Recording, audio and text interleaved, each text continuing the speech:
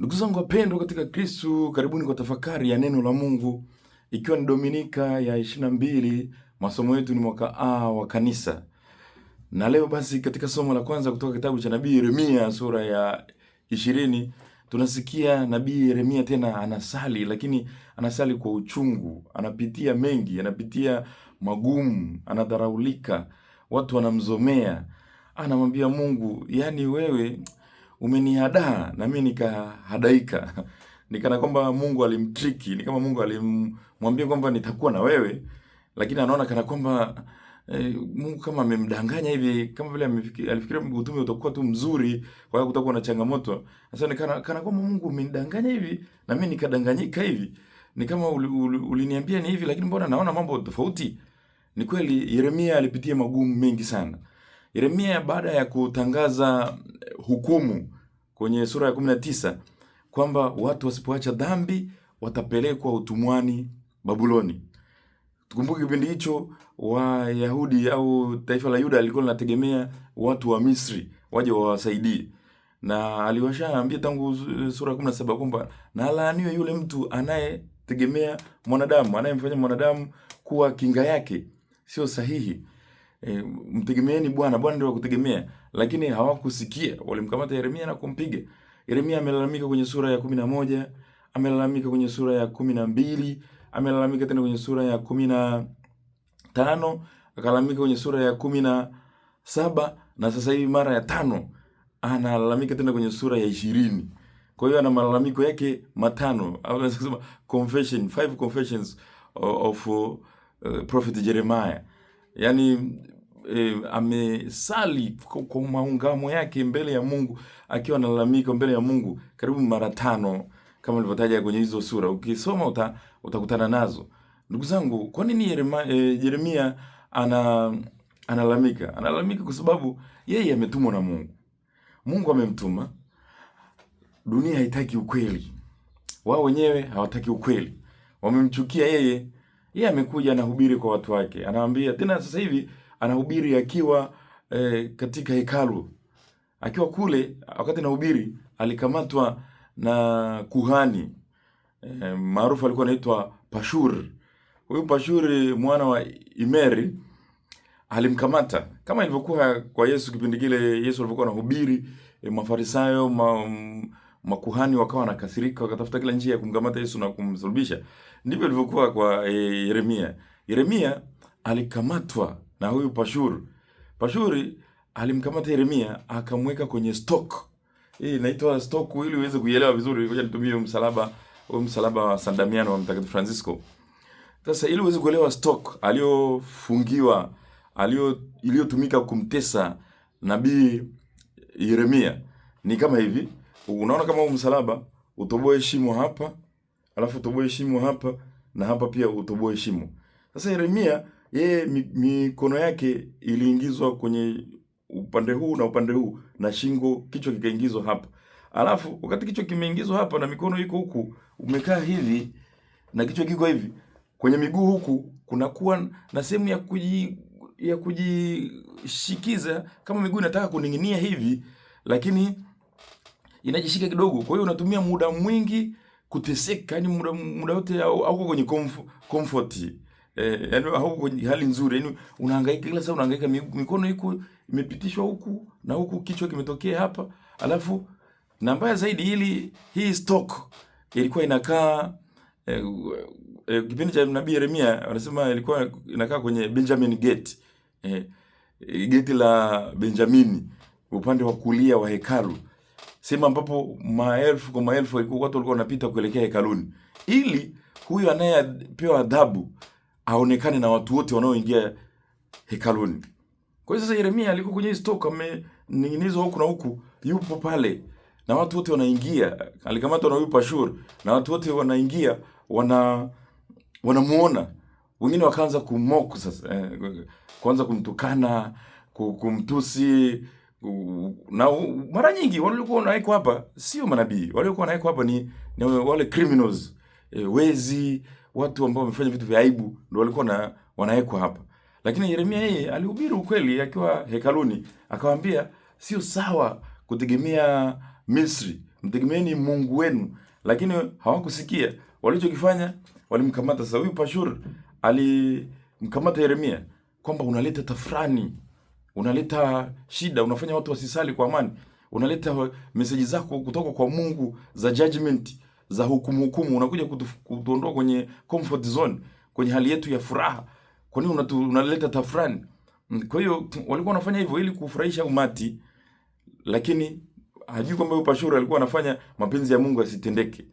Ndicho kinachotokea. Kuna watu wanakataa ukweli wakisingizia kwamba wanalinda amani. Ndicho kilichotokea.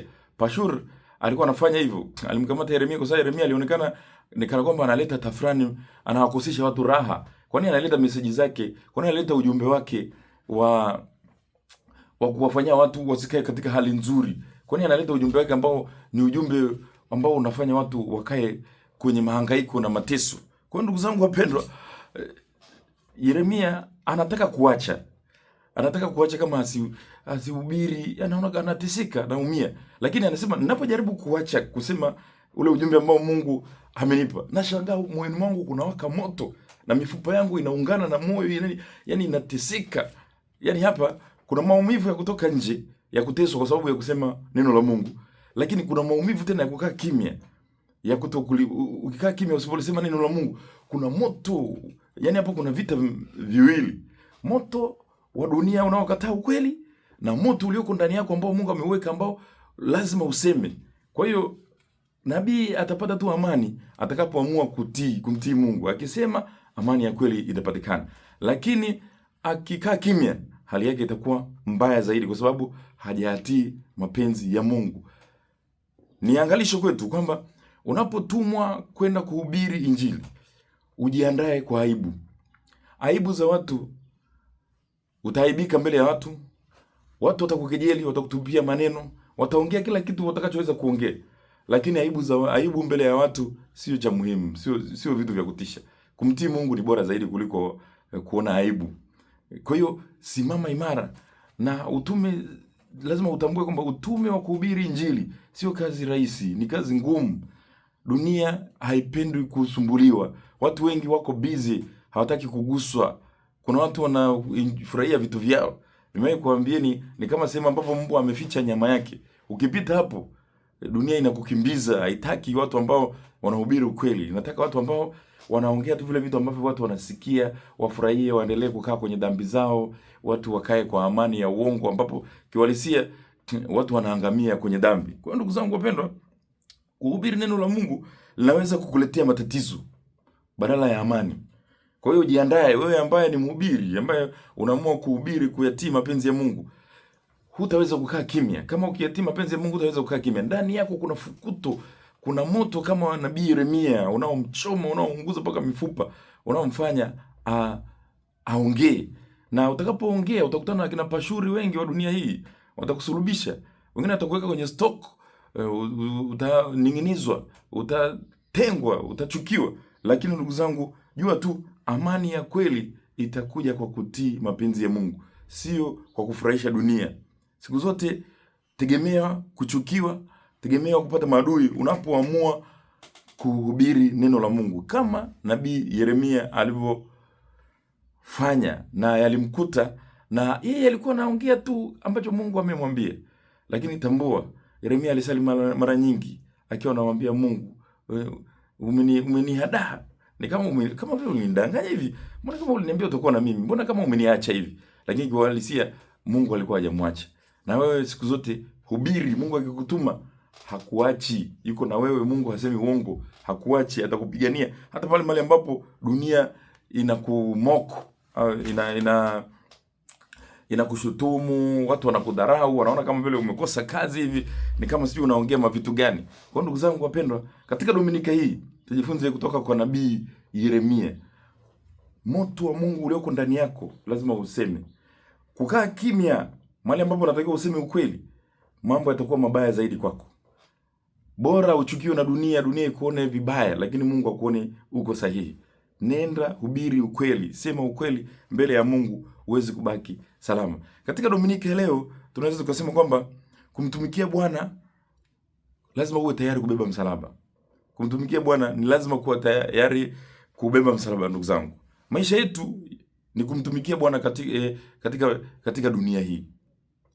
Lakini katika kumtumikia Bwana kuna misalaba mingi. Misalaba mingine itasababishwa na wenzetu, wale ambao hawataki kupokea ukweli. Tutakutana na uzembe uliosababishwa na wenzetu. Wakati ukemea, watakuchukia. Maisha yetu ya ufuasi lazima yawe tayari kukabiliana na changamoto kutoka kwa wenzetu ambao hawataki marekebisho. Ipo faraja kubwa baada ya kubeba msalaba wako. Mtakatifu Paulo anatuambia kwamba miili yetu imtumikie Bwana. Miili yetu itumike vizuri katika somo la pili leo.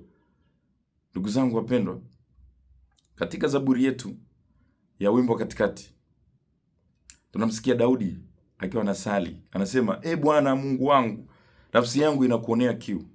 Haya ni maneno ya Zaburi ya Daudi aliyoimba akiwa katika jangwa la Yudea wakati anakimbizwa na mfalme Sauli. Wivu, baada ya kumwona Daudi amesifiwa, watu wameimba kwamba Daudi ameua 10,000, Sauli alianza kumuinda Daudi. Daudi alihangaika, alikimbia mpaka jangwani huko jangwa la Yudea, anasali Zaburi ya 63, wimbo katikati wa leo, na anamwambia Mungu, nafsi yangu inakuonea kiu, naomba usiniache. Daudi alibeba msalaba wa kuchukiwa. Wapo wanaochukiwa kwa sababu pengine hata ya vipaji vyao, vyeo vyao, hata uwezo wao. Lakini kadiri mfalme Daudi alivyochukiwa, ndivyo Daudi alivyozidi kuwa maarufu zaidi na zaidi. Wapo watu ambao kuchukiwa kwao kumewafanya kuwa maarufu kwa sababu ni watu wa haki. Watu wanawajua kabisa hawa ni watu wa haki. Lakini kuna baadhi ya watu wameamua kuwachukia na kuwatungia stori za uongo. Na unapoamua kumtungia mtu mwema stori za uongo, watu wanaona kabisa huyu mtu anatungia stori za uongo, unamfanya awe maarufu zaidi na watu watampenda zaidi. Hivyo ndugu zangu, usiogope kwa uwepo wa watu wanaokuchukia.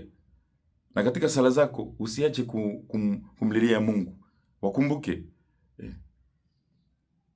Omba ili Mungu pia aendelee kuwaweka, waendelee kuona jinsi unavyobarikiwa. Wakati mwingine uwepo wa wanaokuchukia unakufanya uwe makini zaidi.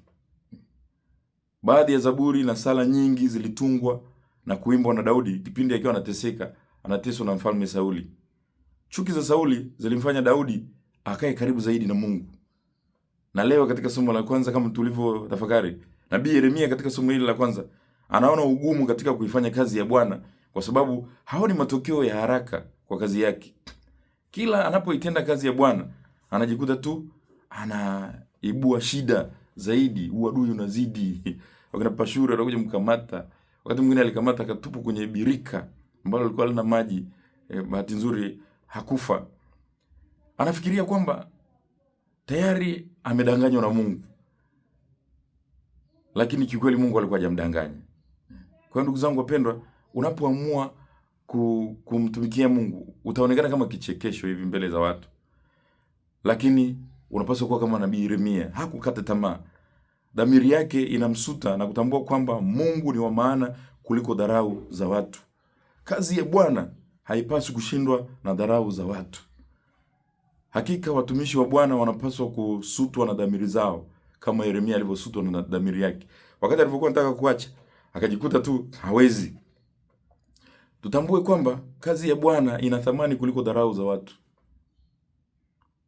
Tujifunze pia kuona thamani ya kuifanya kazi ya Bwana ya maana. Kwa hiyo wale watu wanaotudharau, usifikiri hata wana kitu chochote ambacho wanaweza kuongeza katika dunia hii. Tambua kwamba kazi ya Bwana ndio kitu cha muhimu. Hakuna mtu ambaye anamiliki maisha yake. Anayemiliki maisha yetu ni Mungu mwenyewe. Kwa hiyo ifanye kazi ya Mungu kwa amani na kwa furaha. Tunapoifanya kazi ya Bwana, moja ya vishawishi tutakavyoweza kukumbana navyo ni kujiona kana kwamba tumekuwa kichekesho mbele za watu, na wakati mwingine tunataka kuona aibu hivi. Waweza kufikiria kwamba pengine umepoteza muda, hasa pale unapoifanya kazi ya Bwana ambayo matokeo yake hayaonekani kwa haraka haraka. Bwana aling'aa kupitia Nabii Yeremia kwa sababu Nabii Yeremia alikubali kutumika na Bwana. Nawe kubali kutumika na Bwana ili Bwana aweze kung'aa kupitia wewe. Acha Mungu atukuzwe kupitia nafsi yako wewe. Na leo basi katika somo la Injili, Bwana wetu Yesu Kristo anawaeleza wanafunzi wake kuhusu kazi aliyokuja kuifanya na namna anavyopaswa kuitekeleza. Yesu kama Yeremia alichukiwa vile vile. hakupendwa. Wakina Pashuru walimkamata Yeremia, na Yesu pia vile vile. Makuhani, waandishi, viongozi wa hekalu walimchukia. Ndugu zangu wapendwa, ni njia yenye ugumu mwingi unapoamua kumtumikia Mungu. Yesu anawaeleza wanafunzi wake kuhusu kazi anayokuja kuifanya na namna anavyotaka kuitekeleza. Ni njia yenye ugumu, na kati ya wafuasi wake wanajaribu kumueleza kwamba asichague hiyo njia ya namna hii. Yesu anawakaripia tena kwa ukali, na anamwambia Petro, rudi nyuma yangu Shetani. Hakika Petro alikuwa anatumika na Shetani vibaya. Tujue kabisa Petro alikuwa ni rafiki wa Yesu, alikuwa karibu sana na Yesu, na ndicho kitakachoweza kutokea hata kwako. Yule ambaye yuko karibu na wewe ndiye atakayetumika na Shetani mara nyingi kukushawishi utende dhambi au uepuke kufanya yale mapenzi ya Mungu. Na siku zote Shetani anapenda kutumia watu maarufu kujipatia utukufu. Kwa sababu anajua alimtumia Petro. Anajua huyu ni mkuu kati ya wote, na akimtumia huyu ana uwezo wa kukwaza walio wengi. Petro hakuongozwa na Roho wa Mungu kumweleza Yesu ujumbe huu. Tukumbuke Dominika iliyopita Yesu alimsifu Petro. Na ujue Shetani jinsi alivyo. Shetani anashajua kabisa Mungu amemtumia Petro kumkiri Yesu, na Shetani anakuja kutumia mtu yule yule ili kumwangusha Yesu. Na wewe ujue hivyo ndivyo ilivyo. Wale ambao Mungu anawatumia, Shetani pia anawapenda sana awatumie, kwa sababu anajua wana followers wengi, wana wafuasi wengi. Kwa hiyo hata katika kukwaza atakwaza wengi. Akikamata huyu ambaye watu wanamtegemea, atakwaza watu walio wengi. Wewe ambaye ni maarufu, wewe ambaye unajulikana, wewe makini. Shetani anaweza kukutumia kuwakwaza wale wanaokufuatilia. Petro alikuwa rafiki wa karibu sana na Yesu. Na siku zote Shetani hutumia rafiki yako wa karibu, kama nilivyowaambieni, kukupatia wewe ushawishi. Wengi wamewahi kudanganywa sana na marafiki wao wa karibu. Maneno ya Petro yanaweza kuonekana kama vile ni ya huruma hivi, ni kama anamuonea Yesu huruma hivi, lakini kumbe ni yenye kutaka kuangamiza. Yafaa tuwe makini sana na baadhi ya faraja tunazozipata kutoka kwa watu wakati tukiwa kwenye shida. Yesu anasema kabisa naingia kwenye mateso, lakini kuna baadhi ya faraja, hii faraja anayotoa Petro haina Mungu, na Yesu anaitambua. Na wewe uwe makini wakati ukiwa unapitia changamoto mbalimbali. Misaada unayopewa kutoka kwa watu inaweza kukumaliza. Yesu anakuwa tayari kumkaribia rafiki yake wa karibu. Nasi tutambue kwamba marafiki zetu sio miungu. Lazima tuwe tayari pia kuwakaribia wale wakati wanapoleta mambo ya ujinga ambayo yanaweza kutufanya sisi tuangamie kwenye dhambi. Zipo nyakati itabidi uwakaribie tena kwa ukali baadhi ya watu ambao pengine ni marafiki zako, watu ambao wameamua kutumika vibaya ili kukuangamiza. Tumia maneno ya ukali kwa karibia. Shetani hapigwi na mabua. Wakati mwingine lazima uwe tayari kutumia maneno makali yenye kuonya, ya kumfanya mtu hata akili ishtuke, ili asiendelee katika kuendeleza kutenda dhambi, kukufanya wewe utende dhambi. Yesu anawaeleza wanafunzi wake kwamba yeyote anayetaka kumfuata lazima aanze kwa kujikana yeye mwenyewe na kubeba msalaba wake. Kuwa mfuasi wa Kristo ni kuisaidia jamii inayoteseka. Kuwa tayari kujitoa. Utapata changamoto kama Yeremia, na mojawapo ya misalaba ni kuchukiwa, kuona aibu, kuonekana kama kichekesho hivi mbele ya Mungu, lakini usiwe na wasiwasi. Katika somo la pili, Mtakatifu Paulo anawaeleza Warumi katika somo hili kwamba waitoe miili yao kwa ajili ya Mungu. Tutoe miili yetu kwa ajili ya Mungu. Usikubali huu mwili ambao Mungu ameuumba utumike kwa ajili ya muovu. Miili yetu ni mahekalu ya Roho Mtakatifu, ndugu zangu. Tusikubali itumike vibaya na Shetani. Ukifanya hivyo, tunampa Shetani utukufu zaidi. Itumie miili hii, hata wakati mwingine unaweza kusulubishwa, wakati mwingine utatukanwa, wakati mwingine utaonekana kama vile huna adabu, kwa ajili ya kumshuhudia Yesu, kwa ajili ya kumshuhudia Mungu. Siku zote tambua, mtu mmoja mwenye Mungu ni kama umati. Ukishakuwa na Mungu, una jeshi. Usio na wasiwasi. Simama na Mungu mwanzo mwisho. Mungu hadanganyi. Yeremia alitaka kupata kishawishi na kuona kama Mungu amemhadaa, kama vile Mungu amemdanganya. Mungu hakumdanganya. Mungu alikuwa naye. Na ndio maana alisimama naye mwanzo mwisho. Na ule unabii wa Yeremia ulikuja kutimia wakati wana wa Israeli walipopelekwa utumwani Babuloni. Ndugu zangu wapendwa, leo tumwombe Mungu atupe neema. Tuwapende watumishi wa Mungu, wale ambao wanatuhubiria neno la Mungu, wanatutakia mema. Hii dunia inadanganya. Kuna watu wamekamatwa na dunia, wanajiona kwamba hii dunia ndio kila kitu. Sisi sio wamiliki wa hii dunia ndugu zangu. Sisi ni watumishi tu wa Mungu. Furahia unapoona mtu anakuonya uache dhambi, anakupenda, anataka usiangamie. Andaa maisha yako vizuri ili ukakutane na Mungu vizuri. Katika siku ya leo basi niwape mfano. Kuna baba mmoja alikuwa na watoto 4. Hawa watoto 4 aliwatuma kwenye mji fulani. Huu mji aliwatuma lakini katika nyakati mbalimbali za mwaka kuona mti fulani. Tuashumu labda kama ni mti wa mwembe. Akamtuma mmoja kipindi ambapo kuna baridi, akaenda akakuta ule mti umesinyaa tu huko tu hivi. Akatuma mtu mwingine kipindi kingine tena, mtoto mwingine tena, kipindi kingine tena. Kipindi ambacho kipindi cha ambapo miti wakati mwingine inaturusha majani afu kuna ukame. Akaenda akakuta kuna ukame, hali sio nzuri. Akatuma mtoto mwingine kipindi kingine, akakuta ule mti una maua, unapendeza kama na nyuki wanapita na nini. Basi akatuma tena mtoto mwingine kipindi kingine, akakuta mti una matunda, maembe yameiva vizuri, mti unapendeza.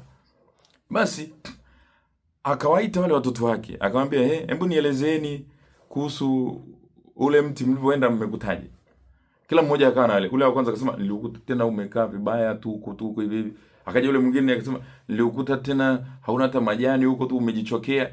Mwingine akasema hapana, haiko hivyo. Mimi nilienda nikakuta umetoa maua vizuri. Akasema hapana, mimi sikuta maua, mimi nimekuta mti una matunda vizuri. Kwa hiyo mti hauko hivyo. Ndugu zangu, hawa watoto wote walikuwa sahihi. Walielezea mti mmoja lakini nyakati mbali. Katika maisha yetu tunaweza tukapitia hatua kama za mti kutokana na majira ya mwaka.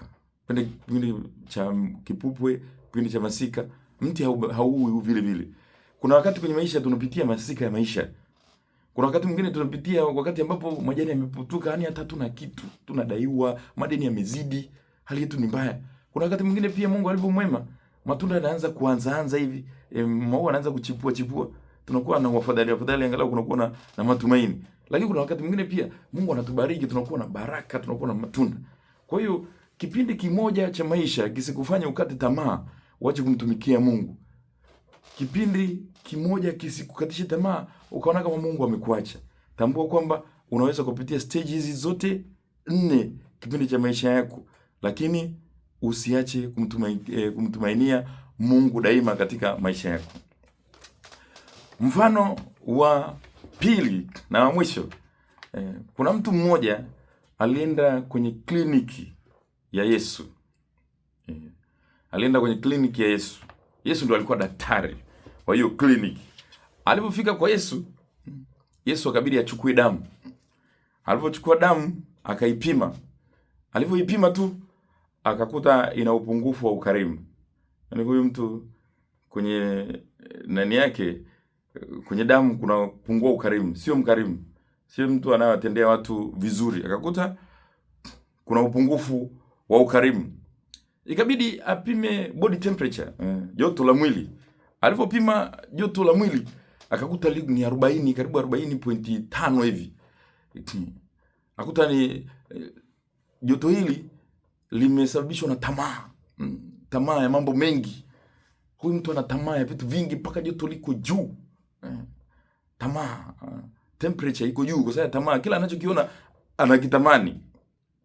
Ikabidi Yesu apime moyo. Alipopima moyo, akakuta moyo una ukosefu wa upendo. Hana upendo, yani moyo uko katika hali mbaya kabisa. Upendo uko chini sana. Hali yake si nzuri. Upendo uko chini. Na baadhi ya mishipa hata ile zina valve zile za moyo, baadhi zimeziba. Mishipa imeziba kwa sababu ya chuki na kwa sababu ya kutokusamehe. Kwa hiyo baadhi damu haizunguki vizuri. Akakuta kuna chembe. Baada ya kupima pale, Yesu akaendelea na vipimo vyake. Akapima macho yake. Akakuta macho yake yana upungufu wa kushindwa kuona mema kwa watu. Macho yalikuwa yana shida ya kushindwa kuona wema wa watu. Macho yalikuwa na shida ya kuona tu mabaya tu zaidi kuliko mema ya watu. Yesu akaendelea kufanya kipimo, akapima masikio yake. Akaona masikio ni mapana sana, yana tabia ya kusikiliza matusi kweli kweli yani. Mara chache sana amesikiliza neno la Mungu. Kusikiliza maneno ya kihunihuni, akasema ili sikio linasikiliza mambo mabaya sana. Baada ya pale Yesu akaona hii hali yake inaweza kuwa mbaya sana. Akamwambia sasa, subiri nikupe counseling, nikushauri. Yesu akaanza ushauri, akamwambia ujitahidi kufuata masharti na dawa zifuatazo unatakiwa uzitumie. Yesu akamwambia utatumia dawa zifuatazo. Asubuhi ukiamka, tumia glasi moja ya ukarimu. Kunywa glasi ya ukarimu. Uwe mwema. Tumia glasi ya ukarimu. Alafu wakati unaelekea kazini, utumie kijiko kimoja cha amani. Tumia kijiko kimoja cha amani. Uwe na amani. Alafu kila saa unapokuwa kazini, hakikisha kabisa unatumia punje moja ya uvumilivu. Alafu baada ya muda si mrefu uhakikishe pia unatumia punje baada ya masaa mawili endelea kutumia punje ya unyenyekevu. Kwa hiyo ukiwa kazini tumia punje kijiko kimoja cha amani. Kila saa moja tumia kijiko cha uvumilivu. Alafu baada ya masaa mawili tumia tablet kidonge cha unyenyekevu. Alafu ukiwa unarudi nyumbani sasa, dozi hii ya Yesu, wakati unarudi nyumbani hakikisha kabisa unatumia dozi ya upendo. Pia hakikisha kwamba wakati unatumia dozi ya upendo usisahau glasi ya dhamiri safi, utumie pamoja na upendo. Na hebu nenda kafanye haya, baada ya muda utarudi tena tufanye tena check up. Ndugu zangu wapendwa, hii hospitali ya Yesu kila mmoja wetu anakaribishwa. Hebu jaribu kuangalia huyu mgonjwa sio wewe kweli? Hivi wewe si mtu ambaye ukipimwa kwenye damu huna ukarimu wote, uwatendei watu ukarimu? Hivi wewe si mtu ambaye ukipimwa una joto la kutamani kila kitu? Unataka kuwa tajiri, unatamani hiki, unatamani hiki, na hamna siku ambayo unajisikia kwamba umeridhika. Hivi wewe ukipima moyoni huna ukosefu wa upendo na ndugu zako kweli? Hivi mishipa yako haizibi kwa sababu ya chuki na vinyongo ulivyobeba kweli? Ukipima macho, hivi wewe una macho ya kuona mema ya watu au wewe ni mtu wa kuona tu mapungufu ya watu? Masikio yako yanasikiliza nini? Hivi wewe ni mtu ambaye unasikiliza mema au ni kusikiliza tu story mbaya, mambo mabaya? Unasikilizaga nini? Wakati unatazama tamthilia ni nzuri na unasikiliza vizuri au unajimaliza? Yesu anakushauri utumie dozi hiyo. Tumia glasi ya ukarimu asubuhi ukiamka. Kijiko kimoja cha amani wakati unaelekea kazini. Kila saa hakikisha unatumia punje ya uvumilivu. Jifunze kuvumilia wenzako. Unyenyekevu. Punje ya unyenyekevu, tumia punje ya unyenyekevu. Na ukiwa unarudi nyumbani, ukiwa kwenye maisha ya kawaida, hakikisha upendo, dozi ya upendo unaitumia huku ukiwa na dhamiri safi kabisa. Nakutakia Dominika njema. Mwenyezi Mungu akubariki na kukulinda, Baba na Mwana na Roho Mtakatifu. Amina.